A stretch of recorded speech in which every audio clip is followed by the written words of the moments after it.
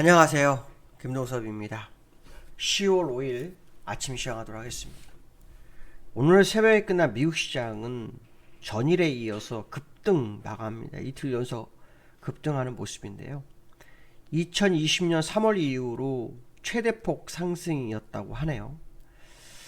근데 참 상승 이유가 참 재미있습니다. 상승 이유가 참 재미있는데요. 어제 급등과 오늘 급등을 연이어서 봐야 될 것 같아요. 어제 급등은 영국이 감세 정책을 철회하면서 10년물 국채 금리가 내려왔죠. 그 영향으로 상승을 했고요. 또 어저께 미국장 상승의 이유 중에 하나가 뭐냐면 월가에서 금리 속도 조절 가능성에 대한 부분이 제기됐죠. 그것이 예측이 나오면서 주가를 급등으로 끌어올렸어요. 근데 오늘은요, 어제 호주 중앙은행, 그러니까 RBA가요, 경착륙을 피하기 위해서 금리 인상을, 예정된 금리 인상을 낮게 금리 인상을 했어요. 무슨 말이냐면 빅스텝을 시장을 생각하고 있는데 0.25%를 올린 거예요. 그러니까 이 시장에서는 미 연준 중앙은행도 연준도 금리 인상을 속도 조절이 있을 수 있다, 이런 생각을 하는 것 같아요. 그러면서 그로 인해서 10년물 국채금리가 조금 더 내려왔고요. 달러도 하락하는 그런 상황이 발생을 했습니다. 그것이 이제 미국 시장을 이틀 연속으로 급등으로 끌어올린 거죠. 그러니까 어떻게 보면은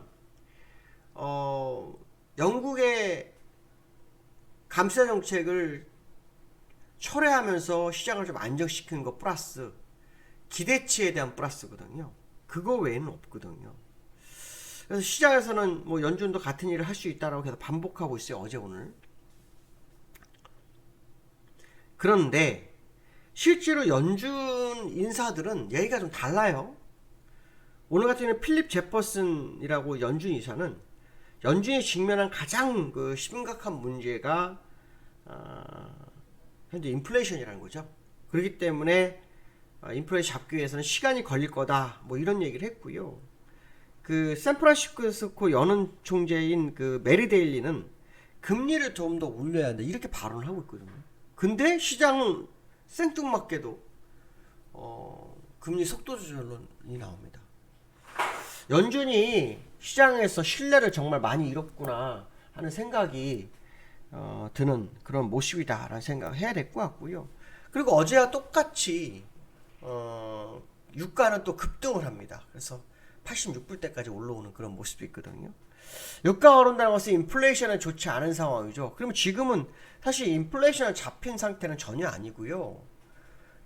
경기 침체 우려에 인해서 금리를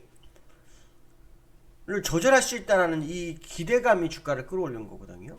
잘못하면은 이 저물가, 그러니까 고물가 저성장으로 해서 스태그플레이션이 될 수도 있는데 시장은 환호를 하네요. 이게 참 특이한 케이스입니다. 이것이 이제 추세로 끌고 갈지 안 끌고 갈지 봐야 되겠죠. 저는 연준이 지난번에 얘기한 걸 잊지 않아야 된다고 생각하거든요. 연준은 지금 시장 상황에 대해서 이제 금리를 더 올려야 한다는 것을 계속 강조하고 있는 상황이고요. 지난번 6월부터 8월까지 주가 오른 것도 5회로 비롯돼서 올랐다라는 그런 얘기를 할 정도였단 말이죠. 근데 지금 똑같은 일이 반복되고 있는 상황에서 연준이 어떻게 대응하는지 한번 봐야 되지 않을까, 뭐 그런 생각 좀 들고 있고요. 또 시장에서는 아시는 CS, 크레디트 스위스가 스위스 두 번째 은행이잖아요. 6조를 투자하고 난 다음에 지금 굉장히 위험한 상황이 오고 있죠. 그래서 CDS 프리미엄이 굉장히 올라가고 있다고 하는데 이게 제2의 뭐 리만 브러스가 되냐 안 되냐 뭐 이런 얘기가 나올 정도거든요. 실제 영국 연기금하고 미국 연기금 여기 많이 투자를 했다고 하네요. 그러니까 지금 굉장히 어려운 어떤 이슈가 굉장히 많은데 실제적인 이슈가 아닌 기대치가 시장을 막 끌어올리네요. 물론 시장은 항상 기대치가 시장을 끌어올리는 경우가 꽤 있었지만 좀 과한 모습이, 이게 혹시라도, 이건 뭐 아주 개인적 생각이지만 혹시라도 주가를 끌어올린 후에 물량을 털기 위한 뭐 과정, 뭐 이런 해석도 한번 해볼 수 있지 않을까 뭐 생각해보고 있는데요. 다우 차트 보시면요, 이틀 연속 장대 한봉이 터집니다.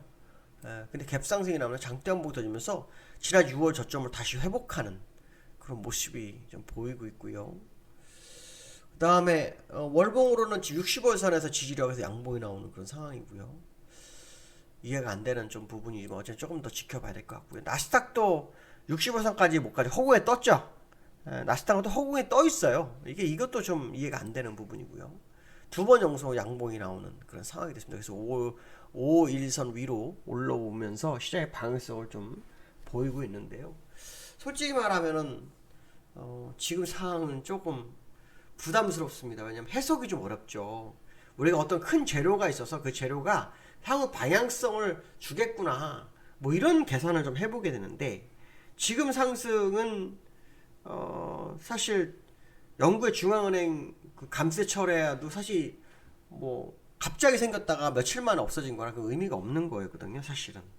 그리고 호주의 중앙은행 금리 인상을 뭐 늦췄다, 그게 미국과 뭔 상관일까, 뭐 이래서. 물론 호주는 영연방이라서 그렇죠.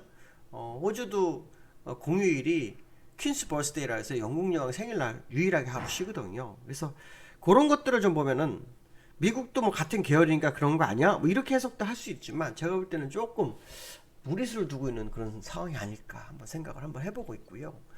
자, 두 번째로는 삼성전자 어제 4% 급등을 했어요. 어저께 두 가지 이슈가 있었더라고요.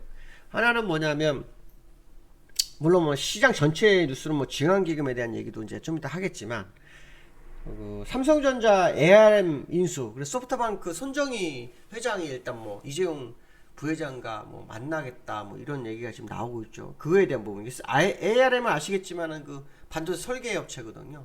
그래서 경쟁력을 위해서 아마 인수 얘기가 좀 나올 수 있는 그런 상황이고요. 그 다음에 이재용 부회장이 오만전자 탈출 특명을 내렸다고 뭐 하는데, 이게 지금 나오는 얘기로는 뭐 배당 확대, 주주 가치를 제고해서 뭐 배당 확대 뭐 이런 얘기가 나오고 있거든요. 그래서 그런 부분들 시장에 좀 반영해서 그 배당이 얼마나 확대될지는 좀 두고 봐야 되겠지만, 어쨌든 시장 상황으로는 상당히 어떤 뭐 급등을 했어요. 근데 이 삼성전자도 우리가 잘 생각해야 될 게, 삼성전자 가장 잘 생각해야 될 게,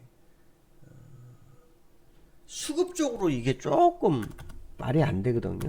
왜냐 말이 안 되냐면, 지난번 요 지금 현재 요 종가가 지난번 저점대예요. 여기하고 여기에서 매도 물량이 어마어마하거든요. 그 물량이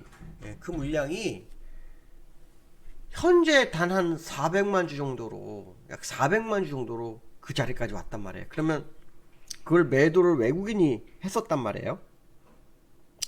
외국인들이 매도했었는데 다시 외국인 400만 주 걷고 갔다 그러면 외국인 다 손해인 거예요.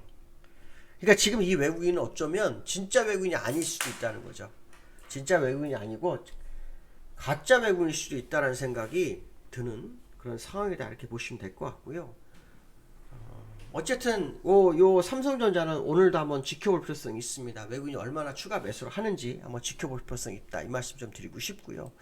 세 번째로 증환기 위탁 중수 재가동하는데요. 지금 그 금융위원회에서 두 가지를 보고 있죠. 증환기금 공매도 금지. 공매도 금지가 먼저 되고 증환기금이 되는 게 맞죠. 근데 일단 제가 이제 궁금한 건, 이제 공매도 금지 같은 게 잘못 쓰면 이제 국가 신용등급에도 영향을 미칠 수 있다라고 지난번에 경고가 들어온 적이 있어서 아마 손대기 만만치 않을 것 같고, 뭐 안 할 수는, 주가 더 빠지면 하려고 할 수도 있겠죠. 증환펀드도 주가가 빠지면 하는 건데, 제가 이제 궁금한 건 뭐냐면, 지금 주가 하락이 위기 수준이냐, 이게 중요한 거거든요. 주가 빠지는 것이 위기 수준일 때만 나타났던 것이 증환기와 공매도 금지인데, 지금 주가 하락이 위기 수준이냐, 이게 저는 잘 모르겠어요. 제가 볼 때는 위기 수준은 아닌 거라 보이거든요.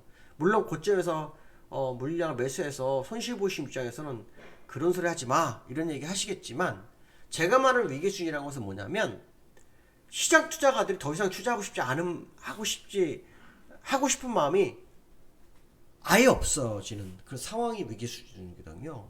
근데 지금은 그 상황은 아니라고 좀 보여지거든요. 오히려 지금 개인들은 삼성전자 저점 매수를 하고 있어요. 이번 삼성전자가 올라오면서 외국인은 손실을 보고 개인은 이익 보는 과정이에요. 왜냐하면 9월 달에 외국인 개인들이 2조를 매수했거든요. 어저께 400만 사서 삼성전자 올리니까 외국인이 올렸어 하고 좋기도 생겼지만, 사실 개인 입장에서는 반이 올라왔기 때문에 평단가가 돼버린 거예요. 그러니까 누가 이익인가 생각하면 개인이 이익이 돼버린 거거든요. 그래서 이재용 그 오만전의 탈출 이 특명에 영향을 받아 올라온 거 아닌가 이 생각이 든다 그러면 지난번은 삼성전자 그 이건희 사망 때 있었던 일과 비슷한 현상이 일어나나 이런 생각 좀 들긴 하는데요. 조금 더 한번 지켜봐야 할 것 같습니다. 또 증환펀드 이달 중순부터 하는데요. 10조 7천억 정도 된다네요. 제가 10조 5천억이잖아요. 10조 7천억. 뭐 20조까지 키워야 한다고 하는데 실제로는 시가총액 0.63% 정도밖에 안 됩니다. 그러니까 뭐 투매 한번 나오면 뭐 이 돈 다 들어가 봐야 말짱 꽝인데 어쨌든 뭐 심리적으로 부빌 언덕 뭐 이렇게 좀 해석할 수 있지만 좀 굉장히 이른 감. 제가 옛날에도 뭐 금리 인상 늦은 감 뭐 이런 얘기를 했었는데 왠지 이게 너무 일러가지고 이게 나중에 문자가 될 것 같은 생각도 드는데 하여튼 뭐 개인적 생각입니다. 다 맞을 수는 없으니까요. 어쨌든 어제 급등하고 오늘 오르는데 오늘 갭상승이 아마 크게 나올 것 같아요. 이 갭상승이 두 번째 연속으로 나오는데요. 어떻게 되냐 한번 지켜보실 필요성이 있다 이렇게 보시면 될 것 같습니다. 오늘 여기까지 하겠습니다. 감사합니다.